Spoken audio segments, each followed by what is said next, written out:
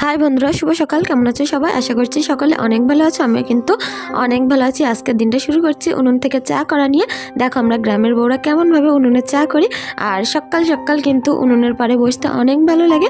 गाटा पुरो एकेबारे गरम हये जाय। तार कारणे आज भाबलाम सकालबेला एकटु उनुन पारे आसि, एसे चाटा करे नेই। जा होक कागज दिये चा करछिलाम कारण चा करते बेशी समय लागे ना। काट दिले तो काठटा अकारणेই पुड़े जाबे, तार कारणे ना कागज दिये चाटा करछिलाम। और देखो कत सुंदर चारिदिक थेके आगुन बेरोच्छिलो। हाड़ीते अनेक दिन परे चा करछि और तारपरे देखा जाक এখন সবাই মিলে একসঙ্গে চাটা খেয়ে নিচ্ছে। চাটাগুলো ঢেলে আমরা পাশের ঘরে আসতে না আসতেই ঈশা এদিকে বিস্কুটগুলো ঢেলে ভেঙে পুরো গুঁড়ো গুঁড়ো করে ফেলছিল। তাড়াহুড়ো করে ঈশার সামনে থেকে বিস্কুটগুলো নিয়ে এখন আমরা খেয়ে নিচ্ছি।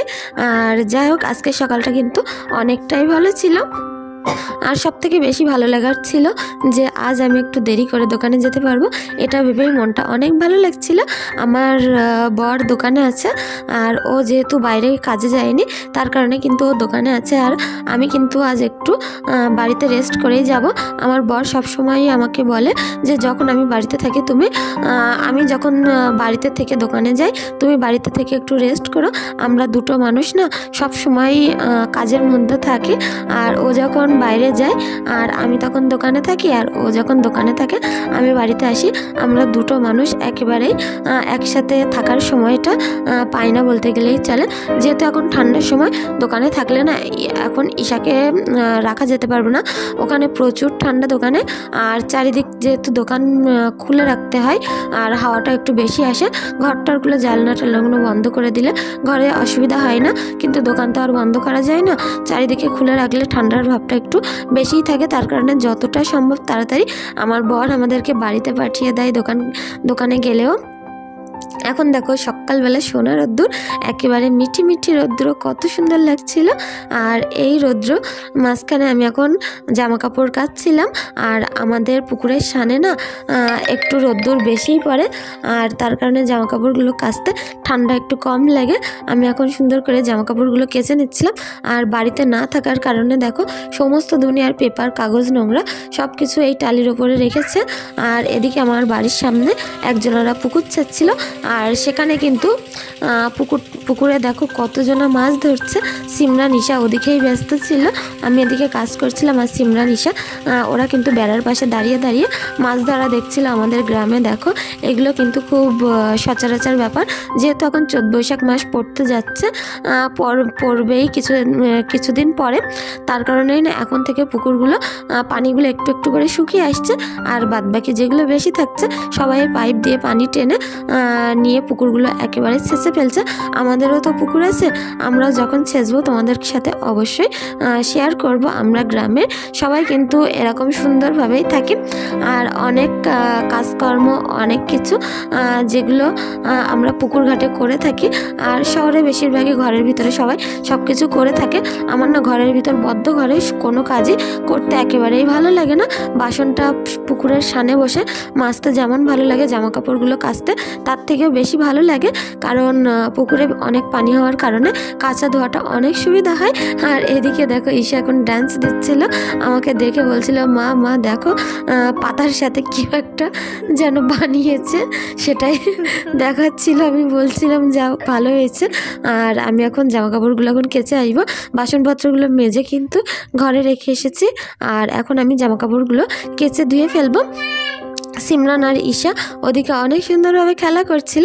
আর আমাদের বাড়িতে যেহেতু বাড়ির পাশে মেশিন চলছিল, পানির তোলার মেশিন, তার কারণে অনেক শব্দ হচ্ছিল। অরিজিনাল ভয়েসটা দিতে পারিনি ঈশা সিমরানের। যাই হোক এখন কাচতে কাচতে এই যে এতগুলো জামা কাপড় যে কখন কাচা শেষ হবে তার কোনো ঠিক ঠিকানা নেই। আমি যখন বাড়িতে থাকি ভাবি একটু রেস্ট নেব, একটু শুয়ে থাকবো, একটু বসে থাকবো, কিন্তু এমন কাজ বেরোয় যে আমার শোয়া বসার টাইমটাই থাকে না। যাই হোক কাজগুলো সকাল সকাল হয়ে যাচ্ছিলো, মনটা ভালো হয়ে যাচ্ছিলো, কারণ যত সকাল সকাল কাজগুলো হয়ে যাবে একটু বিকেলবেলা রেস্ট নিতে পারবো।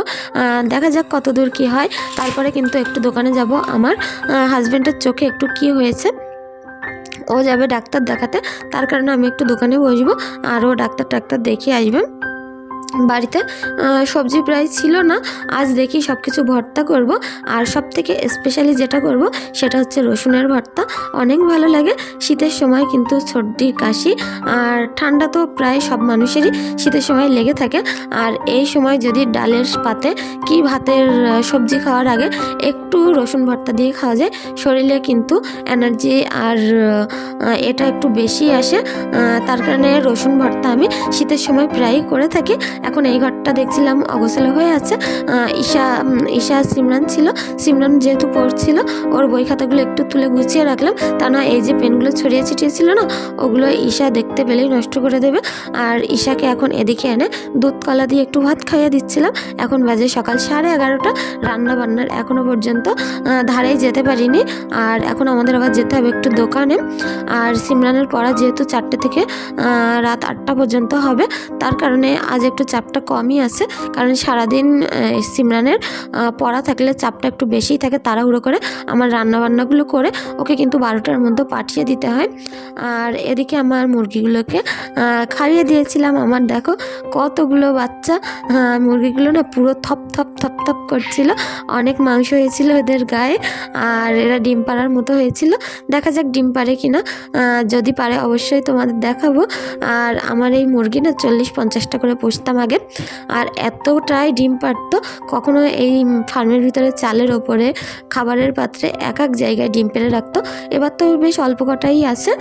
যাই হোক, এরা কী করে দেখা যাক। আর দোকানে চলে আসলাম। এখন আমার বরকে ডিম ভেজে ভাত দিয়ে দেবো। এখন কিন্তু বাজে 1:45। বাড়ি থেকে কাজকর্ম করে গুছিয়ে দোকানে এসে ভাবলাম সকাল সকাল রান্না করব। এসে দেখছি কোনো বাজারপত্র কিছুই নেই দোকানে। কী রান্না করব ভেবে পাচ্ছিলাম না। আর আমার বর বাড়ি থাকলে আমরা দুজনে যে এতটাই গল্প করি, করতে করতে যে কখন সময়টা পার হয়ে যায় বলার কথা নয়। একটা সময় আমরা ভাত খাচ্ছিলাম, সকালের ভাত, বুঝতে পারছো তাহলে কতটা আমাদের গল্প করার গতি। আর এই বাসনপত্রগুলো দোকানে, এগুলো এখন সুন্দর করে মেজে নিয়ে আসবো। আর তারপরে হাঁড়ির ভিতরে আলু সিদ্ধ বসিয়ে দিয়েছি। আমার বরকে বলছিলাম দুপুরে রোদ্রে এখন আর বাইরে যেতে হবে না, আমি ডিম সিদ্ধ আলু সিদ্ধ বসিয়ে দিচ্ছি। আর বাইরে গেলে বাজারটা করে আনবে বলছিল। আমি বললাম থাক, এখন সন্ধ্যাবেলা নয় বাজারটা করে এনো। এখন আলু সিদ্ধ ডিম সিদ্ধ বসিয়ে দুপুরে কিন্তু আমাদের সব সিদ্ধ দিয়েই আজ ভাত খাওয়া হবে। অনেক সময় না কী হয় বলো তো, সিদ্ধ ভাত, সিদ্ধ তরকারি সব কিছু কিন্তু খেতে অনেক ভালো লাগে। মাছ মাংস দীর্ঘদিন খাওয়ার পরে না একটা সময় আসে যে মাছ মাংসের প্রতি আর কোনো এনার্জি থাকে না। সবসময় মনে হয় যে একটু আলু সিদ্ধ, আলু ভাত, আলু ছানা ভাত, ডাল, আর এর সঙ্গে যদি একটু ভাজাভুজি হতো তাহলে কিন্তু বেশ ভালোই খাওয়া হতো। আর সেটাই হয়েছে আমাদের সাথে। আর এর ভিতরে 1 কেটলি পানি আমি গরম করে নিয়েছিলাম, হালকা উষ্ণ গরম। এটা দিয়ে ঈশাকে এখন স্নানটা করিয়ে ফেলবো। ঈশাকে পটিতে বসিয়ে দিয়েছিলাম, দিয়ে ঈশাকে পটি টটি করিয়ে স্নানটা করতে নিয়ে গেছিলাম। তার মধ্যে আমি ডাল সিদ্ধটা ওদিকে হচ্ছিল, এদিকে ডিম আর আলুগুলো সিদ্ধ হচ্ছিল। আর তার মধ্যে আমার স্নানটা সেরে এসে এখন জামা কাপড়গুলো সুন্দরভাবে মেলে দেবো। আর বাড়িতে খানিকটা কেচে মেলে দিয়ে এসেছি। আর এখানে দোকানের সাইডে দেখো, এদিকে খানিকটা এখন কেচে মেলে দিচ্ছি। আমার কি বলবো, 2 জায়গায় সংসার পাতিয়ে যে কি এর টানা পিটানের ভিতরে আমাকে যেতে হয় বলার কথা নয়। এখানে কিছু জামা কাপড় থাকে তো ওখানে খানিকটা, এখানে কিছু বাসনপত্র থাকে তো ওখানে খানিকটা, এরকমভাবে বলো কে পারে। আমার জীবনটা কিন্তু 2 নৌকায় পা দিয়ে এভাবেই চলছে। আর তার মধ্যে আমি স্নান করার আগে উঠোনটা একটু ঝাড় দিয়ে পরিষ্কার করে নিয়েছিলাম। দোকানের পিছনের জায়গাটা পুরো সমতল, ঝাড় দিলে না অনেক ভালো লাগে। আর এখন আমার বর দুধ এনে দিয়েছে ঈশার জন্য, যেখান থেকে দুধ আনি। আর 2 বোতল পানি দিয়ে, 1 বোতল দুধে 1 বোতল পানি, 2 বোতল মোটামুটি করে দুধটা জাল দিয়ে নেবো। কারণ এদের দুধটা ছিল প্রচুর ঘন, আর বাচ্চাদেরকে বেশি ঘন দুধ না দেওয়াই ভালো। আর এই দুধগুলো যেহেতু ঈশাই বেশিরভাগই খাবে, তার কারণে দুধে একটু বেশি করেই পানি দিয়ে নিলাম। আর তারপর মধ্যে আমার ভাতগুলো কিন্তু সুন্দরভাবে হয়ে গেছিলো। এদিকে আলুটা টিপে দেখছিলাম যে শক্ত আছে কি নরম আছে। আলুটা সামান্য একটু শক্ত আছে, কিছুক্ষণ এরকম ঢাকা চাপা দিয়ে রাখলে কিন্তু ঠিক হয়ে যাবে। আর আজকেও একই অবস্থা হচ্ছিলো, ওদিকে দেখতে দেখতে দুধটা প্রায় উতলে পড়ে যাচ্ছিলো। একটুর জন্য বেঁচে গেছি, আমার গ্যাসটা আর মুছতে হবে না, দুধটা পড়েনি। আর এখন এর ভিতর থেকে লঙ্কা, রসুন আর পেঁয়াজ এগুলো সুন্দর করে কুচি কুচি করে পেঁয়াজ আর রসুনগুলো কেটে নেব। এদিকে ডালটা কিন্তু প্রায় সিদ্ধ হয়ে এসেছিলো, আর নুন হলুদ এখনও কিছুই দেওয়া হয়নি, একটু সিদ্ধ ডাল তুলে রাখছি। আমার বর পাতলা ডাল পছন্দ করে। তার কারণে ডালটা না আজকে একটু বেশি নেওয়া হয়ে গেছিলো, পাতলা হবে না এতগুলো ডাল নিলে। তার কারণে একটু সিদ্ধ ডাল তুলে রাখলাম, একটু ডাল ছানা করব, আলু চোখা করব, আর রসুনের ভর্তা করব। আর এদিকে দেখো অনেকগুলো রসুন নিয়ে নিয়েছি রসুন ভর্তার জন্য, পেঁয়াজ, গোটা শুকনো লঙ্কা, ওদিকে ডাল তুলে রেখেছি, ওদিকে একটু ধনিয়া পাতা নিয়েছি আর ফোড়ন দেওয়ার জন্য এখানে একটু জিরে নিয়েছি। ডালটা সুন্দর করে ঘেটে নুন হলুদ দিয়ে এর মধ্যে একটু গরম পানি দিয়েছিলাম, দিয়ে ডালটা সুন্দরভাবে এখন আমি ফোড়ন দিয়ে নেবো। তার জন্য একটু পেঁয়াজ কুচি আর এর মধ্যে দিয়ে দেবো জিরেগুলো, আর দিয়ে একটু সুন্দরভাবে এর মধ্যে লঙ্কাগুলো ছিঁড়ে ছিঁড়ে দিয়ে দিচ্ছি, দিয়ে কিন্তু একসঙ্গে ভালোভাবে ভাজা ভাজা করে নিয়ে একটু লাল লাল হয়ে আসলে ডালের মধ্যে ঢেলে। যাই হোক, এখন ডালটা ফোড়ন দিয়ে নেব। আর ওদিকে ঈশা এতটাই বেশি জ্বালাতন করছিল বলার কথা নয়, কৌটো নিয়ে ঘুরে বেড়াচ্ছিল। আর আমাদের বাড়িতে যে 2-3টে বিড়াল থাকে না, তাদেরকে কৌটো চাপা দিচ্ছিল বারবার। আমি এদিকে রান্না করছিলাম আর হই হই হই হই করছিলাম, ওর পিছনে বারবার বকছিলাম যে ঈশা এদিকে চলে এসো, কার কথা কে শোনে। একটা বড় গামলা নিয়ে নিয়ে বিড়ালের বাচ্চাগুলোর মাথার উপরে চাপা দিচ্ছিল, বলছিল চলো তোমাদেরকে খেতে দেবো, ঘরে চলো ঘরে চলো। কিন্তু বাচ্চাগুলো ভয়েতে কোথায় না কোথায় চলে যাচ্ছিলো। আমার তো ভয় লাগছিল যে বিড়ালের মাটা এসে ওকে না কামড়ায়। আমি অনেকবার চেষ্টা করেছি শ্যুট করার জন্য, ঈশা এতটাই ছুটছিল আর বিড়ালের বাচ্চাগুলো ভয়েতে আমাদের গাড়ির তলায় গিয়ে লুকাচ্ছিল, আমি ভালোভাবে শ্যুট করতে পারিনি। এখন দেখো রসুন ভর্তা করার জন্য রসুনগুলো একটু গ্যাসটা লো ফ্লেমে দিয়ে ভাজা ভাজা করে নিচ্ছি। আর তার মধ্যে কটা শুকনো লঙ্কা দিয়ে দিয়েছি। এদিকে আলুগুলো এখন সুন্দর সিদ্ধ হয়ে গেছিলো, আলুগুলোকে কিন্তু চেপে চেপে খোলাগুলো এখন ছাড়িয়ে নেব। আর রসুনটা কিন্তু যতক্ষণে একটু গাটা লাল লাল ভাজা হচ্ছে ঠিক তারপরে আমি তুলে নিয়ে রসুনগুলো ভর্তা করে নেব। এরকম রসুন ভর্তা শীতকালে খেলে ইমিউনিটি কিন্তু অনেকটাই বাড়তে হয়। আমার জানা কথা সর্দি কাশির দিকটা অনেক ভালো, আর বাচ্চাদের যদি সামান্য একটু খাওয়ানো যায় তাহলে তো আরও ভালো। এখন দেখো রসুন শুকনো লঙ্কা একসঙ্গে তুলে নিলাম, আর এদিকে পেঁয়াজ তেলের মধ্যে দিয়ে একটু ভাজা ভাজা করে নিয়ে আলু চোখাটা করে নেব। যাই হোক, একটা লঙ্কা একটু ভাজা কম হয়ে গেছিলো, সেটা আবারও দিয়ে দিলাম এর মধ্যে। আর ওদিকে ডালে ফোড়ন দেওয়ার পরে ডালটা কিন্তু সুন্দরভাবে ফুটছিল, পেঁয়াজটা একটু লাল লাল করে ভেজে নিয়ে এর মধ্যে সিদ্ধ আলুগুলো এখন আমি তুলে দিলাম। তার মধ্যে এখন নুন দিয়ে শুকনো লঙ্কাগুলো একটু রগড়ে নিচ্ছিলাম। তারপরে কিছুটা শুকনো লঙ্কা এই আলু চোখার ভিতরে দিয়ে একটু তেল দিয়ে ভালোভাবে নেড়ে চেড়ে এর মধ্যেও ধনিয়া পাতা আর দেব ধনিয়া গুঁড়ো, জিরের গুঁড়ো, লঙ্কার গুঁড়ো, আর দেব একটু সামান্য পাস্তা মশলা দিয়ে কিন্তু আলুটা আমি সুন্দর করে চোখাটা করে নেব। এদিকে ডাল ছানাটা করে নিয়েছিলাম, কাঁচা পেঁয়াজ লঙ্কা আর একটু তেল দিয়ে আমি ডাল ছানাটা করেছিলাম। রসুন ভর্তাটা করেছিলাম ওদিকে আমি পেঁয়াজ ভাজা, শুকনো লঙ্কা ভাজা আর দিয়েছিলাম একটু ধনিয়া পাতা দিয়ে। রসুন ভর্তাটা করে ওদিকে ডিমগুলো ছিলে রেখে দিয়েছি। আর সিমরানের যেহেতু পড়া ছিল, সিমরান সকাল সকালই চলে যাবে। আর তারপরে আজ কি বলবো, রান্না খাওয়া করতে, দোকানদারি করতে আমাদের পুরো সন্ধে হয়ে গেছিলো। এদিকে আমার এই যে লিলি মিলিদেরকে একটু খেতে দিয়ে দিচ্ছে। এখন সারাদিন ঈশা যেদের পিছনে এত দৌড়ায়, আর এরাও তেমন ঈশাকে কিচ্ছু বলে না। এরা তিনজন যে কি ভয়েতে থাকে, কখন যে ঈশা এদেরকে চেপে দেয়, মেরে দেয় না, আমিও সেটারই ভয়ে থাকি। সারাদিন গামলা বালতি নিয়ে ঘুরে বেড়াই ওদের পিছন ধরবে বলে। আমি তো ওর পিছনে ছুটতে সারা হয়ে যায়। একটা সময় আসে যে আর দৌড়াতে পারি না, তখন বলি বাবা যা পারিস তাই কর, আর দেখবো না তোর দিকে। এদিকে ডাল ছানা, আলু চোখা আর রসুন ভর্তা, ডিম সিদ্ধ এগুলো একটা প্লেটের মধ্যে নিয়েছিল। ঈশা কিন্তু ঘুম থেকে উঠে এখন হোপ হয়ে বসে গেছিলো। আর যেহেতু একটু বিকেল হয়ে গেছিলো, বিকেলের কারণে ঈশাকে কিন্তু একটু ফল দিয়ে দেবো এখন। আর ঈশাকে একটু লেবু দিয়ে দিয়েছিলাম, কমলা লেবু। আর বিকেল হয়ে গেছে দেখো, পুরো রোদ্দুরগুলো একেবারে ছিলই না।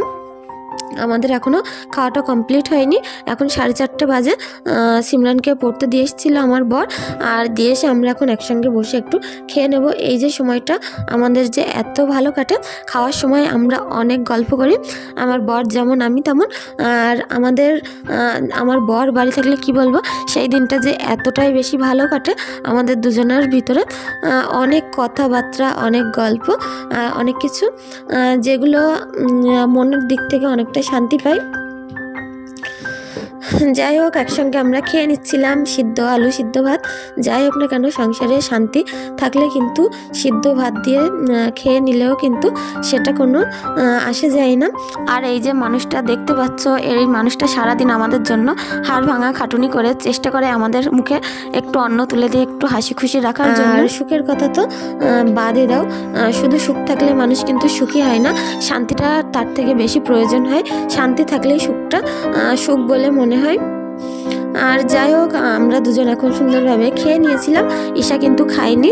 আর এদিকে এখন সন্ধ্যেবেলা আমার বর একটু বাজার করে নিয়ে এসেছিলো, তার ভিতরে যে লঙ্কা ক্যাপসিকাম সেটা নিয়ে এসেছিলো। ভাবছিলাম এটা দিয়ে একটু চপ করে নেব, ক্যাপসিকামের চপ। যাই হোক, এখন এই লঙ্কাগুলো আমি ভেবে পাচ্ছিলাম না এগুলো দিয়ে কিভাবে চপ করতে হয়। আর তারপরে আমি এখন এগুলো বের করে সুন্দর করে একটা একটা করে এখন ধুয়ে নেব। প্রথমে তো এগুলো বেসমে বুড়িয়ে ভেজেছিলাম, কিন্তু আমি দেখলাম যে এর গায়ে তেমন ভালো বেসম লাগছেও না। আর একটু চেক করে দেখলাম যে ভিতরে কসকস করছিল, খেতে মোটেও ভালো লাগছিল না। এর ভিতরে যে কোনো একটু পুর ভরে দিলে ভালো হতো, যদি একটু মাংস থাকতো একটা আলাদা পুর তৈরি করে নিতাম। নিয়ে ক্যাপসিকামের ভিতরের যে দানা টানাগুলো আছে সেগুলো পুরো বের করে পুরগুলো ভরে দিলে আমার মনে হয় বেশি ভালো হতো। দেখো, ছাড়ার সাথে সাথে এর গায়ে থেকে কিন্তু বেসনগুলো আলাদা হয়ে যাচ্ছিল। আর এটা পুরো পাতলা খোলা খোলা মতো লাগছিল, একেবারেই ভালো লাগেনি। তারপরে এগুলো ভাবলাম যে তুলে নেই, আর এরকম করে ভেজে তেলটা নষ্ট করব না। একটা পুর এখন আমি তৈরি করে নেব। পেঁয়াজ টমেটো তেলের মধ্যে দিয়ে অনেকক্ষণ যাবত একটু লো ফ্লেমে দিয়ে নাড়াচাড়া করে নিয়ে যখন টমেটোটা একটু গলে এসেছে, এর মধ্যে নুন, আর আমি এদিকে আলু মেখে রেখেছি। আলুর ভিতরে ধনিয়া পাতা, ধনিয়া গুঁড়ো, জিরের গুঁড়ো, মিট মশলা এগুলো দিয়ে আলুটা মেখে রেখেছিলাম। একটু লঙ্কার গুঁড়ো, গোলমরিচের গুঁড়ো দিয়ে এই আলু চোখাটা আমি এখন সুন্দরভাবে তৈরি করে নিলাম। আর এই আলুর পুরটা এই লঙ্কার ভিতরে চিড়ে চিড়ে ভরে দিয়েছিলাম। দেওয়ার পরে কিন্তু আবারও একটু মোটা বেসমেগুলো দুবার বেসমের ভিতরে বুড়িয়ে ভেজে তুলে নিয়ে রেডি আমাদের ক্যাপসিকামের চপ। যাই হোক, এটা এবার অনেক ভালো হয়ে গেছিলো। যে কোনো জিনিসে একটু কষ্ট করলে না, সেটা খাওয়ার অনেক বেশি ভালো হয়ে যায়। আর এখন আমি মুড়ি নিয়ে নিয়েছি, আর আমরা কিন্তু বাড়িতে চলে এসেছিলাম। সিমরান যেহেতু পড়ার ওখানে ছিল, এখনও পর্যন্ত ছুটি হয়নি, এখন বেশ ভালোই রাত হয়ে গেছে, এখনও পর্যন্ত কিন্তু সিমরানের পড়া থেকে ছুটি দেয়নি। তার কারণে আমি খাচ্ছিলাম। আর তারপরে সিমরান আসার পরপরই সিমরান বলছিল আমি চপ মুড়ি টুড়ি কিছুই খাবো না, আমাকে একটু ভাত দাও। ঈশাকে সিমরানকে ভাত দিয়ে দিয়েছিলাম, সিমরান ভাতটা খেয়ে নিচ্ছিল, আর আমি এদিকে মুড়িটা একা একা খাচ্ছিলাম লঙ্কা দিয়ে। অনেক ভালো লাগছিল, অনেক টেস্টি হয়েছিল। আর বন্ধুরা, আজকের ভিডিওটি তোমরা যে যেখান থেকে দেখছো, এখনও পর্যন্ত যে যেখানে আমার সাথে আছো, প্লিজ তোমাদের একটাই অনুরোধ রইল যে আমার চ্যানেলটি সাবস্ক্রাইব করে পাশে থেকো। আর যদি কিছু ভুল ত্রুটি হয়ে থাকে অবশ্যই ক্ষমা সুন্দর দৃষ্টিতে দেখো। বিশাল বদমাশ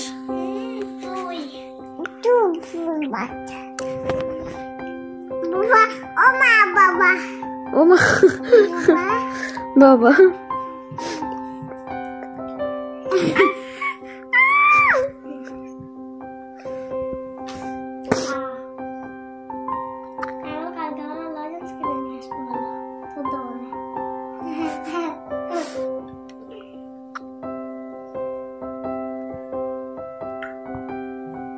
আপা বদমাস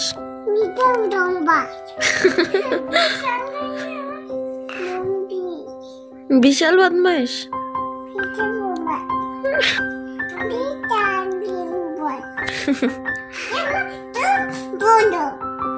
সিমরান মুখ বন্ধ একদম।